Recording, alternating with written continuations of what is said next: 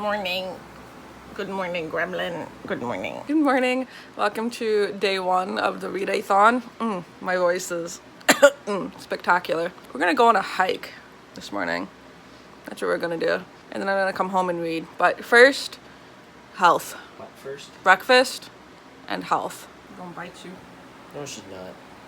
She wants to jump though, but claws are stuck. There you go.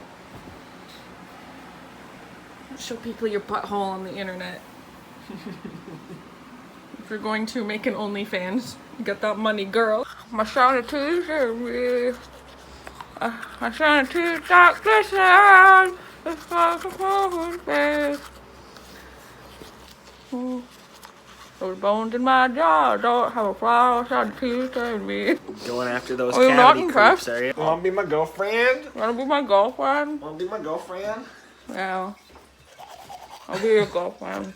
Am I getting exposed right now? Because they're realizing that our shower curtain is clear. That's So that we can see each other's pee-pees? No, it's clear so I can read in the tub. It's clear because serial killers. That too. I can come in here and I know there's no one hiding in my bathtub waiting to serial kill me. Thank you very much. Stay sexy, don't get murdered. That is true. Okay. Because he wants to do something on the lathe. He's gonna bring some of those pieces over. Okay.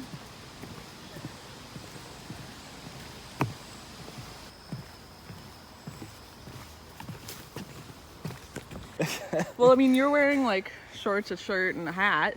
Yeah. I'm wearing pajamas and no bra, so I mean, really. I had Karen back there with her like hiking pack and everything. It was like husband walking through like, yeah, whatever, I'll just wear my khakis. Yeah, pretty much. This is like a it's not an intense walking trail. Yeah, not really an intense trail, but I mean it is a big trail. Who knows where they're coming from? And it is nice. They went for a picnic or something.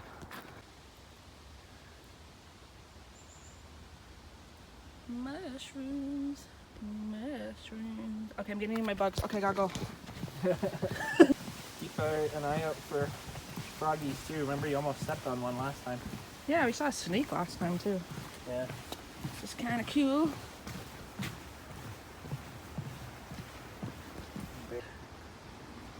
Where'd you go? Look at you, strawberry frog. Still in there? Out in the bottom. Wait.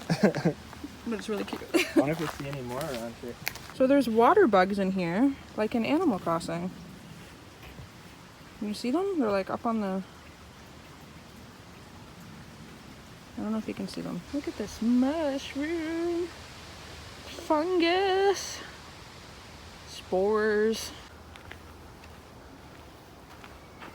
That's super pretty right here.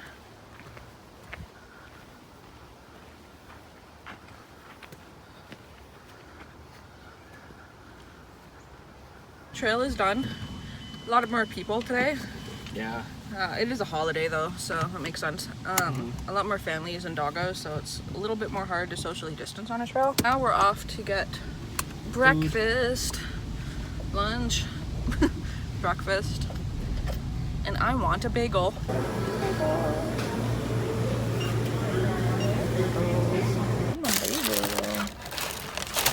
So I can turn on Element if you want.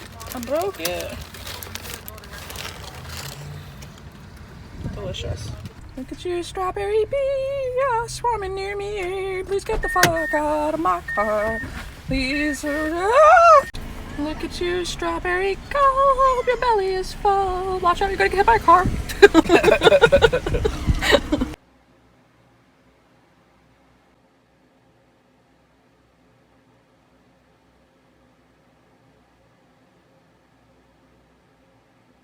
Okay, so I've started reading 21 Things You May Not Know About the Indian Act, and already sort of 21 pages in, I'm realizing more stuff that I definitely never knew, and things, things that I've been aware of, but things I never knew were put in place legally, place to discriminate so intensely. Like, I don't know how else to say that other than, like, it's incredibly heartbreaking to read, and it's just ugh. So, you know, like, this is an act that was put in place in 1876, so it's like the late 1800s, and the one part that I'm reading is very specifically about at this time in the book, and it does say that the terms do change as the book goes forward. So it goes from Indian to Native to Indigenous to Aboriginal, like different times, different terminology is used. So if I'm quoting a part of this book, know that it's the book and not me quoting it like that, you know? It says here that the Indian Act disrespected, ignored, and undermined the role of women in many ways. Taking down women's stature coupled with the abuses of the residential school system has been a significant contributor to the vulnerability of Indigenous women. So the act basically made women completely unequal to men, which, you know, fuck the patriarchy. I'm just upset. Sorry, the Indian Act policies made women unequal to Indian men who did not lose status when they married non-Indian women, and to non-Indian women who acquired Indian status by marrying Indian men. Not all, but many women have faced difficulty in being recognized both as Indians and women in Canada. It's just fucked up. This is so fucked up. You know, there was an amendment put in place to this in 1985, but at the same time, there's a lot of red tape. So a lot of the places and a lot of the places that people had to go were way outside their communities. Also, there's so much paperwork involved in getting like your Indian status reinstated. So it says here, besides the daunting magnitude of red tape involved, a more heartless aspect of the reinstatement process was the cost applicants were forced to bear. Many women had to travel, sometimes from very remote communities, to centers that had these offices in order to reinstate their status. It said the research and documentation fees and travel requirements simply put the dream of reinstatement, which opened the door to better health and education services for the women and their children, out of reach for many women who are already financially marginalized due to their lack of status. So it's a matter of like taking their status away in order to get it back. You're already put in a place where you're already at a disadvantage and not able to go do that. It just keeps these things in a system, and I'm 21 pages into this book and I'm just like so angry already. Like, it's just... The Native Women's Association of Canada states that these systemic issues have directly caused poor health and mental health, economic insecurity, homelessness, lack of justice, addictions, low education attainment for Aboriginal women and girls, placing them in precarious situations where the risk for violence is greater. And that's 23 pages in, and that's only 2 things of the 21 things that I didn't know.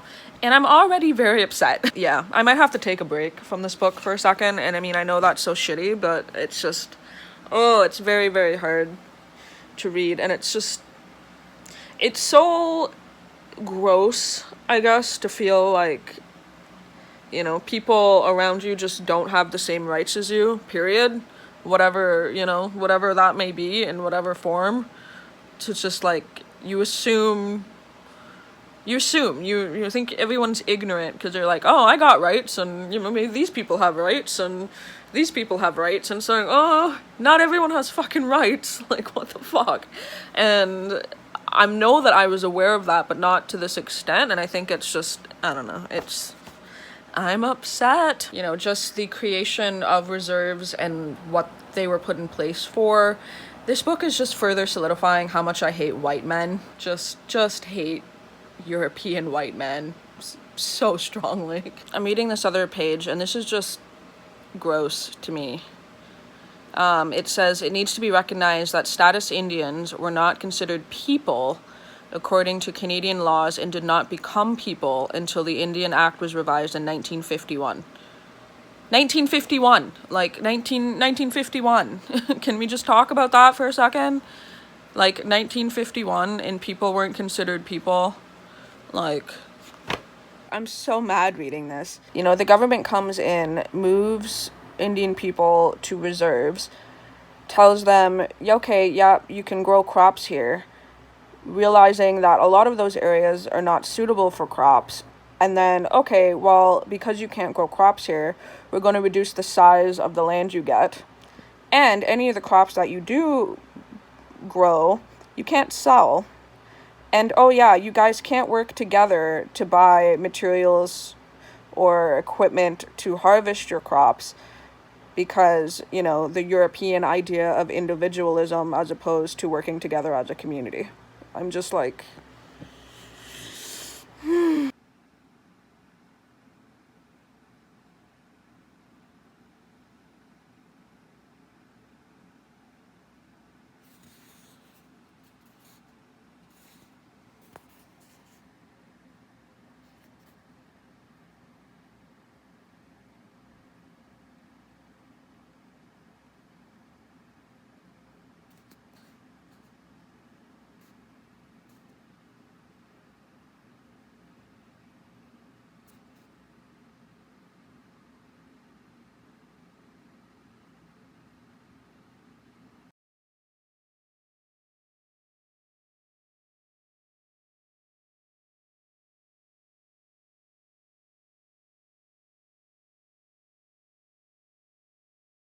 Words I love come out of him. that stupid hole in your face. I'm a human being and I'm entitled to my emotions.